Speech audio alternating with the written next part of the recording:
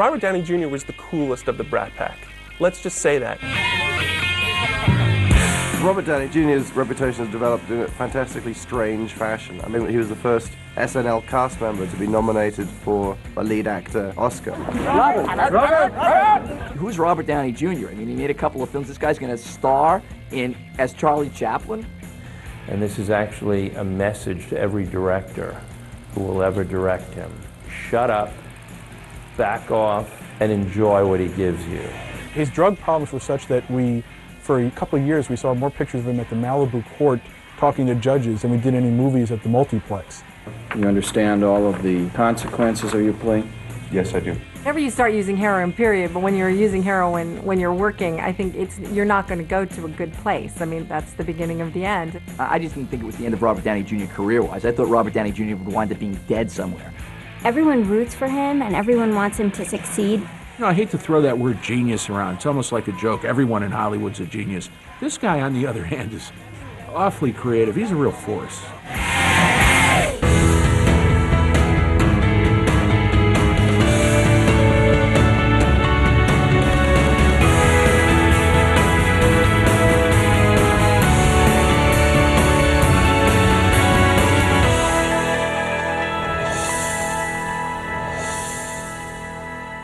In the mid-90s, Robert Downey Jr. was best known as a gifted actor struggling with addiction and completely bent on self-destruction. I think the average person in the street, if you say Robert Downey Jr. to them, they're going to think very talented actor who had drug problems and spent a lot of time in jail and was a troubled guy. Robert Downey Jr. is somebody who's thought of as a really groundbreaking actor, a guy who takes risks, somebody who has really lived on the edge his whole time in Hollywood. So I thought Robert Downey Jr. would wind up being dead somewhere. Robert Downey Jr. is clean and sober, and the star of a blockbuster superhero film franchise. An actor who once terrified the studios with his reckless lifestyle has spent the better part of the last decade rewriting his legacy. With the substance abuse, endless court appearances, and prison time behind him, Downey has finally begun to realize his full potential. I think for a couple of years there, he became a sort of punchline for jokes about drug addicts. And I think in the last couple of years, that's faded away. Robert has become committed, and that's all that's happened. He's now committed to a drug-free lifestyle. He's dedicated to his sobriety. He calls himself a soccer dad. He's really interested in raising his son and being a good role model and being a good husband and just kind of going through life and not falling back into his old habits. Well, they'll find I'm not under the influence because that's no longer an option. This is too much fun doing stuff like this. Robert had a bit of a rebirth, almost. He's a changed man. He was once on the fast track to becoming another tragic cautionary tale. But Robert Downey Jr. managed to survive and reclaim both his personal life and his career. When you talk about his comeback nowadays, it's almost passé. I mean, he's back. He's come back. Right now, I'm just enjoying the way things are going. And I certainly wouldn't want to imagine that I've arrived anywhere, but I'm certain, I'm moving, and that feels good. Robert Downey Jr. was born in New York's Greenwich Village on April 4th, 1965, to underground filmmaker Robert Downey Sr. and actress Elsie Downey. I don't think Robert Downey Jr. had an Ozzy and Harriet childhood. I think he had a much more sort of hippie, freaky, cool childhood. Robert grew up in this very bohemian culture. His father was an underground filmmaker, made a lot of sort of strange films, like one called Pound, that had people playing dogs. Robert appeared in that movie when he was only 5 years old. So this is the kind of atmosphere that Robert Downey Jr. grew up in, which was New York, bohemian, artistic life. And this obviously had an enormous effect upon him.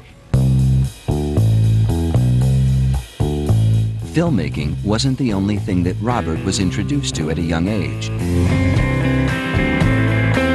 Robert Downey Jr. says that it was his father who actually introduced him to drugs, gave him his first hit of marijuana when he was like 8 years old. Robert Downey Sr., some would say maybe he wasn't the best father, but he certainly imparted his son with a lot of gifts, the gift of the gab and a sense of adventurousness And that just simply can't be overstated as a positive. It can't be. Because so many actors, the vast majority of actors, will play it safe. Robert knew from an early age that he wanted to act in movies. So in the early 80s, when his parents split up, Robert followed his father to Hollywood. Small film roles and an intense romance followed almost immediately. One of the films that Robert was in when he was younger was Firstborn. He met Sarah Jessica Parker when he was filming that. They were co-stars, and they fell for each other, and they had a long relationship after that. So I think they had a lot in common in that, you know, they had grown up fast. They had been working as actors from childhood. They sort of had a similar experience. You know, they clearly appreciated each other and understood what each other were going through because they were so young when they were experiencing fame. Robert's fame continued to grow. In 1985, he was cast in Weird Science by the king of teen movies, John Hughes. The role gained him entrance into the group of up-and-coming 80s actors known as the Brat Pack. I think a lot of people first noticed Robert Downey Jr. In Weird Science, as it did lump him into that whole sort of Brat Pack scene. He was seen as a peripheral member of the Brat Pack, which seems, you know, somewhat strange these days. Robert Downey Jr. was the coolest of the Brat Pack. Let's just say that, you know, he was a Brat Packer who really stood out. In 1985, at the height of Brat Pack fame, Anthony Michael Hall joined the new cast of Saturday Night Live. Robert followed his friend to New York City, and after an impressive audition, he too became a cast member on the live comedy show. I think it's fair to say that Robert Downey Jr. joined SNL at something of a low point. And there are actually some remarkably talented people in that cast, but for some reason, it just didn't gel. If you look back on it now, it's hard to even believe with Robert Downey's career that he spent a year on Saturday Night Live doing, you know, these sketches, sketch comedy, and really bad sketch comedy at that. But aside from that, I have no complaints. I really don't. After a disappointing year on SNL, Downey returned to Los Angeles. In 1987, he landed his first lead in The Pickup Artist. The film was written and directed by another up-and-comer, James Toback. The first thing I noticed about him was how quick he was in his expressions. There was a liveliness in the eyes and a physical shiftiness and a readiness to spring that made me feel that you never quite knew what he was going to do next. All of the scenes that involve physical grace, he's very sparky and lively. There was great kind of dexterous movie made to avoid having his penis eaten off by the German Shepherd that Vanessa Williams was walking on the street. Hi! My name's Jericho, and I couldn't help noticing this great outfit and the way you walk, which is very exciting. And your terrific haircut, which I love, and of course this great-looking dog. Hi! And had that dog had a neck that stretched up another couple of inches, Robert's experience on The Pickup Artist would have been far less pleasant than it was.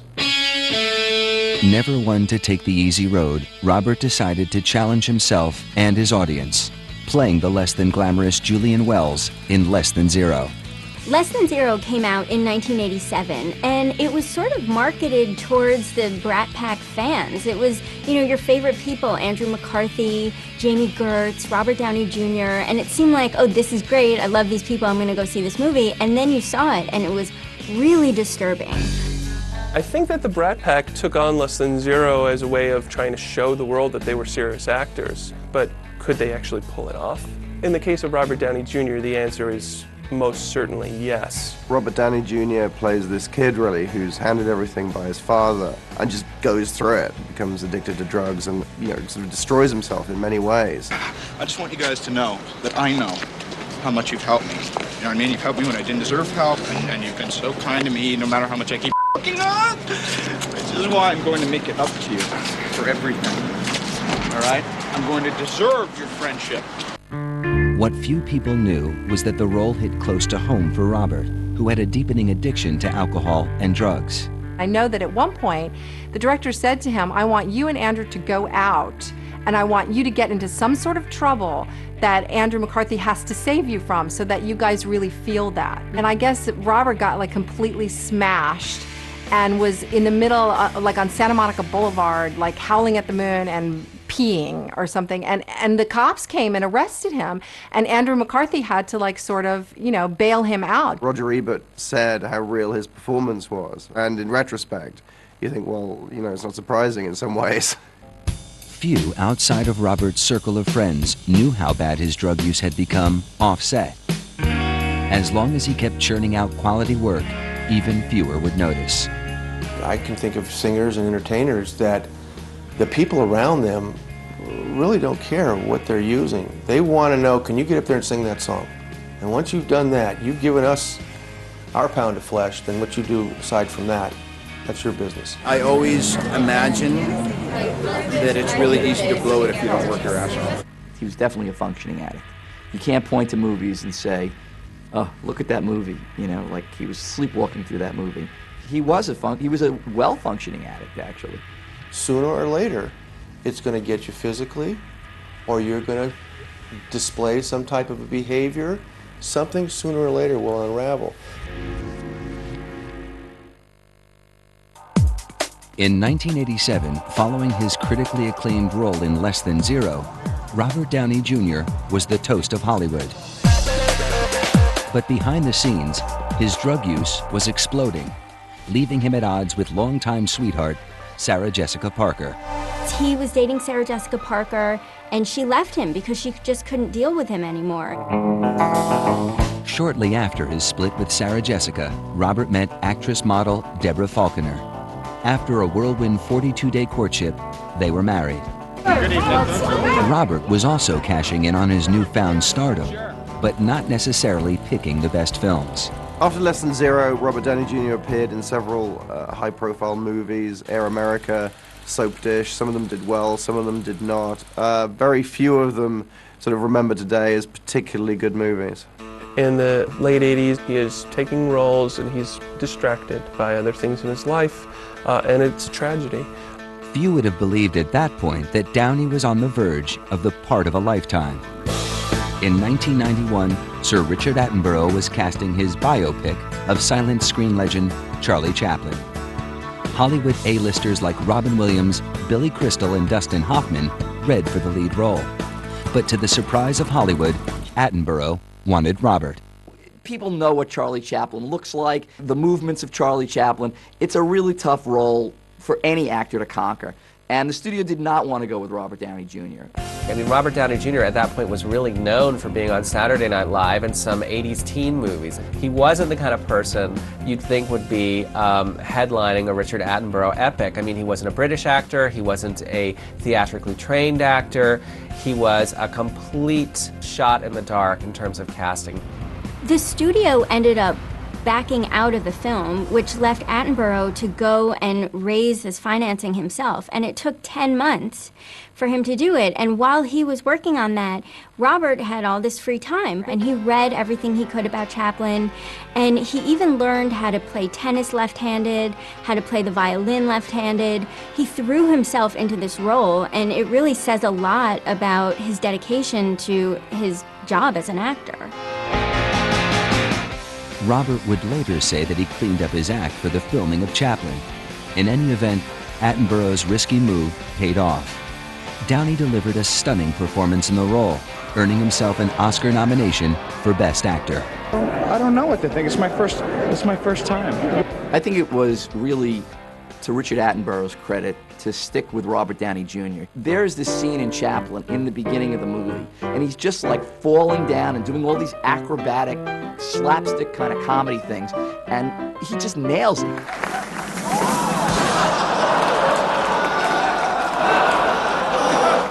Really, sir, this is too much.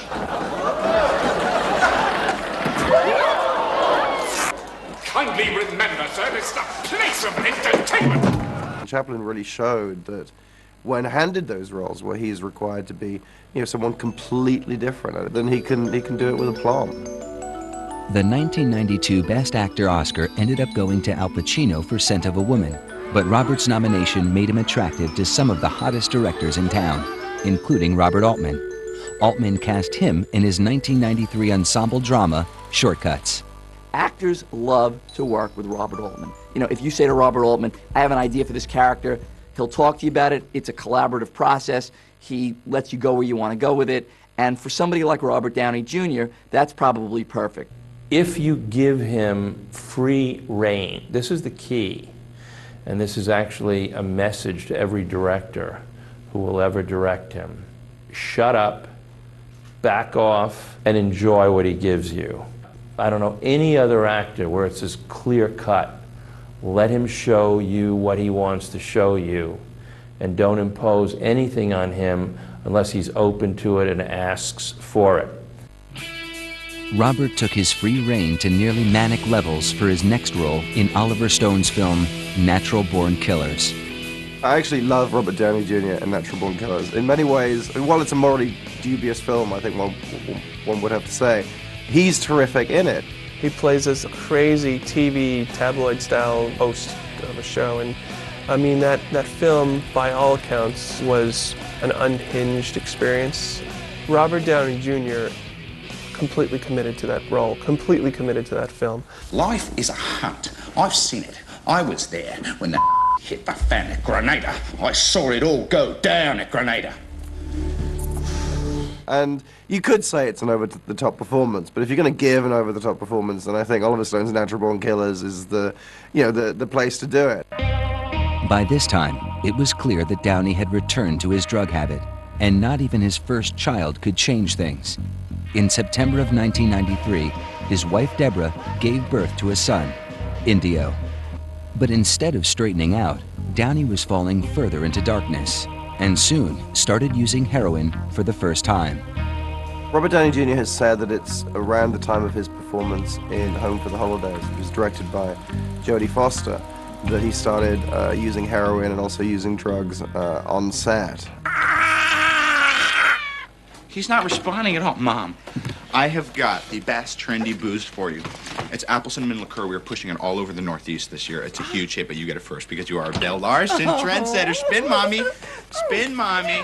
And Jodie Foster knew what was going on, and she actually staged a sort of mini intervention. And she went up to him and said, like, I know what you're doing, and you know I know what you're doing. He basically just blew her off. She wasn't upset with the dailies. She got the work, she got the performance, but she was probably very upset about, well, what's happening with him now? Where's Robert gonna go? This is getting serious. In 1995, he appeared in the film Restoration, but his life was beginning to unravel as he started smoking black tar heroin and freebasing cocaine. Whenever you start using heroin, period, but when you're using heroin when you're working, I think you're not going to go to a good place. I mean, that's the beginning of the end. In the summer of 1996, Robert's wild ways finally caught up with him. In the span of 1 month, Robert was arrested 3 times. Each bust was more bizarre than the last. The first, where he's pulled over after going like a bat out of hell on the Pacific Coast Highway, clearly out of his mind on drugs and with a gun in the car. And then the famous or infamous Goldilocks incident, where he breaks into a neighboring house and lies down in the bed of a child of a neighbor, and the police are called. 911 emergency, we reporting. And there's a strange man in my child's bed. He's unconscious. He is. We kind of shook him and he would moan and kind of talk, but he seemed to just go right back to sleep. Just a short 3 days after this 911 call, Robert was picked up by police again. They found him wandering Los Angeles after escaping from his court-assigned rehab. To make matters worse, every incident was front-page news. It could only have been embarrassing for Robert Downey Jr. how much coverage his problems got. Oh, the press was all over him. I mean, it was a field day. How you feeling? Yeah. How you feeling, Robert? Glad it's over, this part at least. Anything you'd like to clear up, Robert? Hey, at least tell us that. How are you feeling these days? He has said that he wouldn't have lasted 15 minutes in today's culture of, like, you know, just everybody is a walking paparazzi with their cell phone and their digital cameras. When you're wandering into people's houses, you could be next minute wandering onto Pacific Coast Highway and get hit by a semi. I mean, really, it was dangerous and terrifying and sad. At Robert's third court appearance in the summer of '96, Judge Lawrence Mira of the Malibu Municipal Court told Downey in no uncertain terms, one more slip-up and he would do hard time. He then ordered Robert to a lockdown treatment facility and 3 years probation. I think he went through some hardcore rehab. I think at least half a dozen, if not a dozen, different cycles of serious rehab, some time in sobriety, and then relapse, and then collapse. Despite the fact that this was real rehab and not a celebrity spa, some griped about preferential celebrity treatment when Robert was allowed to leave the facility for work. He starred in the offbeat comedy Hugo Pool and another film written specifically for him. James Toback, like the rest of the country, saw what Robert was going through, and he decided to help in the best way he knew how. Somehow seeing him in that courtroom, I thought, this is a good time to write something for him. Two Girls and a Guy was a big deal in that it came at a moment when Downey was in a lot of trouble. And the fact that Toback would hire him to make this film, I think really helped him a lot personally. I do think it was important for him to be working then, but that wouldn't be a reason to make a movie. Nor would he have wanted it that way. He was in no way looking at anything as a gift, a handout, a charity case. Shot in less than 2 weeks in one location, Two Girls and a Guy was a perfect showcase for Robert's talents. Downey rose to the occasion and gave one of the most harrowing performances of his career. In Two Girls and a Guy, he plays a guy who gets busted. He's got two girlfriends who accidentally meet each other, and so instead of like breaking up with him, they sort of stage like this weird emotional intervention. There's an emblematic moment in Two Girls and a Guy where Robert Downey Jr. He's lied, he's fooled people, he's fooled them both, and he's standing in front of a mirror and he's berating himself. Stop bullshitting everyone. Stop deceiving everyone. Stop doing this. And yourself, too. You should promise me this right now. Like the real promise, the real deal now. There are a lot of actors who are ready to spill the beans in a way that makes you a little embarrassed. I don't know of any other actor who goes that far in giving up what there is to give up and can do it in a way that is hypnotic and not in any way cloying. That's the great gift. With Two Girls and a Guy, Downey showed Hollywood he was ready to work. However, his checkered past made it difficult for him to get on-set insurance. The insurance companies really don't want to touch him with a barge pole. He's being drug tested on an extremely regular basis. And frankly, you got to think, well, maybe he's going to fall back into trouble at any point anyway. I remember one insurer calling me up, actually, and asking about him. And I said, well, instead of worrying about a lot of crap that you've heard, why don't you just look at the guy's record? He's always delivered. He's always been there. Regardless, Downey had to sacrifice most of his salary to pay insurance premiums when he took supporting roles in U.S. Marshals and The Gingerbread Man. But before those films were released in the summer of 1998, Downey relapsed and failed another drug test. Once again, he was back in court. Mr. Downey, if you want to address the court, now's the time. Yes, I may, Your Honor. I don't know why, with the severity and the fear of you, of death, and of not being able to live a life free of drugs has not been enough for me to not continually relapse, seek treatment again, relapse, seek treatment again. Downey pled his case, but Judge Mira had run out of patience. Now you got to understand here that I'm running out of resources to keep you out of state prison. Now, I am not going to just put you back in rehabilitation. I'm going to violate your probation in this case in a way, and I'm going to incarcerate you, and I'm going to incarcerate you in a way that's very unpleasant for you. I'm doing that because I believe if you understand that's where you're going, maybe it'll save your life. It may not. I'm going to sentence you to 180 days in the county jail. All right, Mr. Downey, I'll see you back on April 7th, 1998 at 8:30 this division. I hope this works. Thank you, Your Honor. So this was real jail. He went for more than 100 days. He got in fights in prison. You know, there were photographs of him in his prison regalia. I mean, this is not a guy who got off scot-free. In an incredible fall from grace, Robert Downey Jr. went from Oscar-nominated actor to inmate number P50522 in 5 years. And for the first time, Robert's personal life was taking a toll on his work. So around this time, The Gingerbread Man is released, in which Robert Downey Jr. plays quite a boozy private eye. And I think this is the point, really, where his personal problems actually become a problem in terms of perceiving the character, because his appearance on screen and his performance is actually met by laughs, unintentionally provoked laughs by the audience. And I think people were starting to really lose patience. I mean, he's got incredible talent, he's got good looks, he's got, a career that people in this town would literally kill for. And I think people were, they went from being like, oh, poor Robert, to sort of like, oh man, give me a break. He was really losing a lot of public sympathy. For the rest of the 90s, Downey continued to struggle through his rehabilitation. For every step forward, he seemed to take 2 back. His drug problems were such that for a couple of years, we saw more pictures of him at the Malibu court talking to judges than we did any movies at the multiplex. This is when I think people were saying, it's over. It's like, he's not going to be able to resurrect this image. He's not going to be able to resurrect his career. I mean, he can barely hold it together. He's in jail, and he can't hold it together.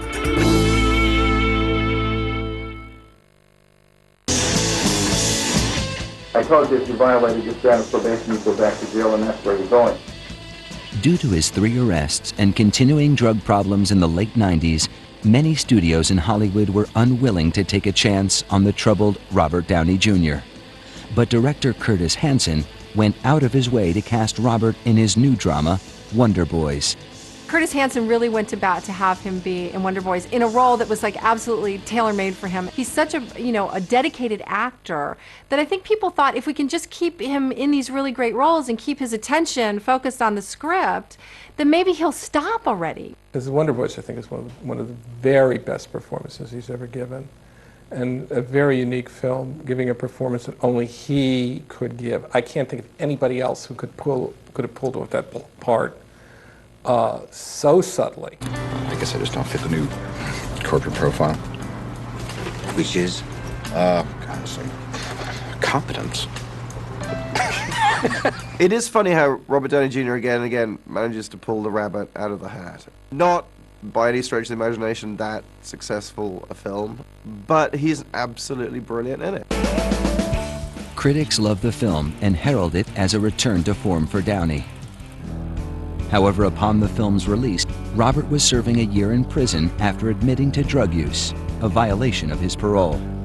When Downey was released in August of 2000, he took a role on the television show Ally McBeal, a move many saw as a step down from feature film work. There's no doubt that it did seem like stunt casting to put Robert Downey Jr. on Ally McBeal. He was a troubled character in real life, and you'd put on a show where there was a lot of troubled characters. But he was really, really good, and he won the Golden Globe for it. I just wanted to share this with my fellow nominees, and just say that this really means a lot, and it's been really a great pleasure working on the show. There was some comment that I read that as though they'd done him a favor by giving him that job. I found to be rather nauseating in its self-congratulation and unctuous to a degree that made me gag. I think Robert was not set out to do television sitcoms. He thrives on challenges, and he thrives on tests of his capacity. I don't believe that role tested anything other than his patience. In the absence of a professional challenge, Downey became depressed and turned to drugs.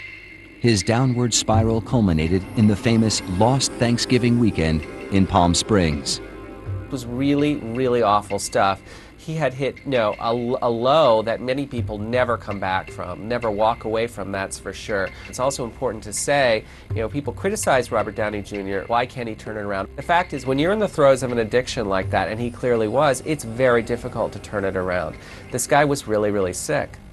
Downey's lost weekend put him back in jail for possession. He quickly posted bail and returned to work, but he still had further to fall. A few months later, he was picked up by police for his 5th drug-related arrest when they found him stumbling around a shady part of LA, clearly intoxicated. Robert Downey Jr.'s latest arrest was the last straw for the TV show Ally McBeal. He was fired yesterday, shortly after being arrested for suspicion of drug use in Culver City, California. His parole officer put him in rehab and set up a 6-month stint in a drug treatment center. Downey has 2 court dates next week, one for this charge and one for his arrest last November. Roberts even said that this is the point where he hit rock bottom. You know, not only did he have this embarrassment with the arrest, but Deborah Falconer had enough with him, and even though they were estranged at the time, she said, "That's it, we're done. I'm taking our son. I can't have this anymore." No one could believe that he was given this opportunity to succeed, and he just blew it again. With his family gone and his career in shambles, Robert took a year to focus on recovery and getting his life in order. Slowly, with rehab and therapy, he came to understand how to control his demons. You have these gauges that start flashing. You know, you can tell when things are malfunctioning, and usually it's in the form of feelings. And hopelessness was a real great thing for me to play with, you know. I don't think I know too many people more self-aware than Robert is, less self-delusional. He hung on to his addictions for as long as he needed to, chose to, wanted to. He hung on to that path of flirtation with destruction for as long as he wanted to flirt with it. Now he's abandoned that for a wholesome, productive, seriously ambitious, dedicated personal and professional life. There was a conversation that I had with Robert, and this was just prior to him having to leave our facility. I knew that he wanted to live clean. I can't say that about everybody that's sitting in this facility right now. I can't say that. But there's something about one addict talking to another where you can tell that he really wanted to live a drug-free life. In 2002, after a year of rehab and soul-searching, Robert Downey Jr. was ready to return to work. Taking a chance on the talented actor, Joel Silver cast him opposite Oscar winner Halle Berry in Gothica. Well, Mel Gibson was the one who called Joel Silver and said, "This kid is clean now. He really seriously is clean." And Joel listened to him, and that's when he cast him in Gothica. Downey had to put up most of his salary to pay for his insurance. But this job wasn't about the money. It was about putting his career and his life back on track. Both of those goals got a huge jump start when Robert met one of the film's producers, Susan Levin. She's a very calm person. She's a very lovely person. You know, she's not somebody who's going to go out and party. She's a very dedicated professional herself. You know, she's about the work, and I think that that's a really good influence for him.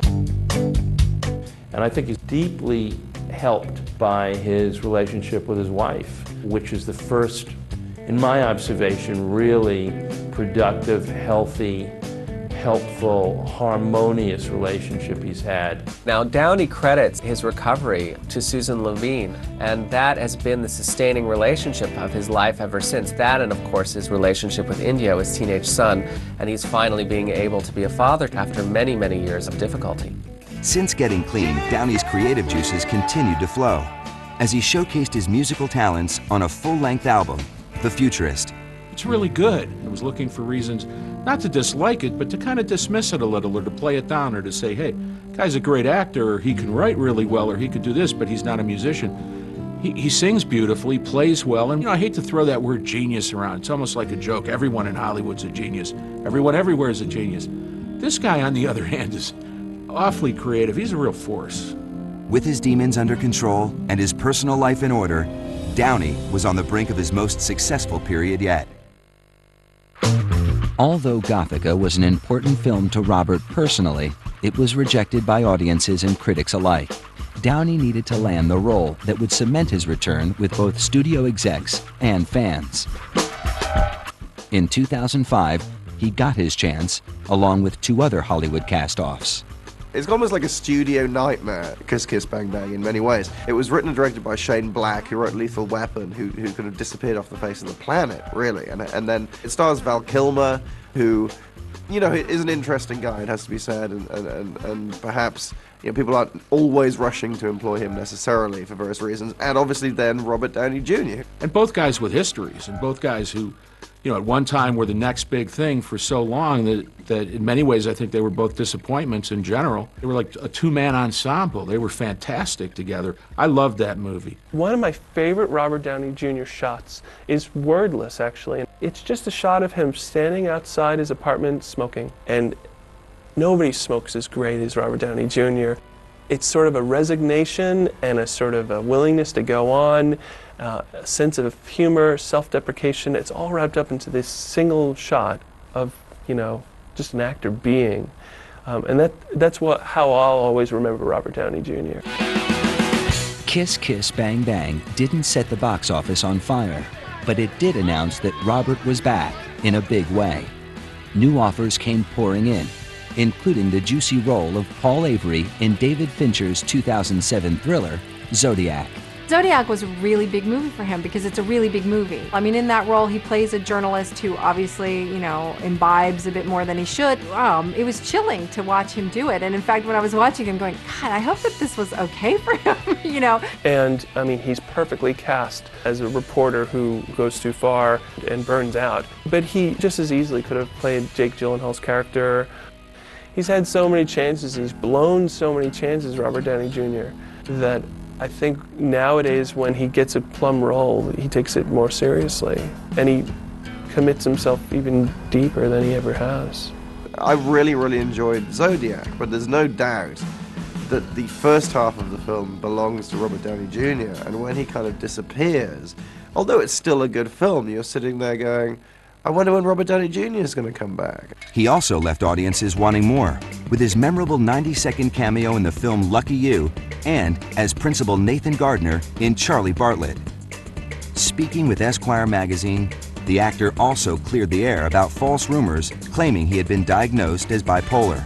With his comeback in full swing, Downey was about to step into unfamiliar territory as the star of a bona fide blockbuster. Downey donned the iconic super-powered suit of alcoholic genius billionaire Tony Stark for Iron Man, the second highest grossing film of 2008. The role of the brilliant but flawed hero resonated with the once troubled actor as well as audiences, as the film took in over $300 million in the US alone. It was actually quite complicated and sophisticated, to tell you the truth. And I knew that we weren't just going to do a straightforward adaptation of a superhero comic, so we really worked quite hard to try to make it the kind of movie that a kid could enjoy and that an adult wouldn't feel like their intellect was being offended. He appeared again as Tony Stark later that year in The Incredible Hulk. But despite the success of Iron Man, the versatile actor continued taking risks. He stole the show as a white Australian actor playing a black man in the comedy Tropic Thunder.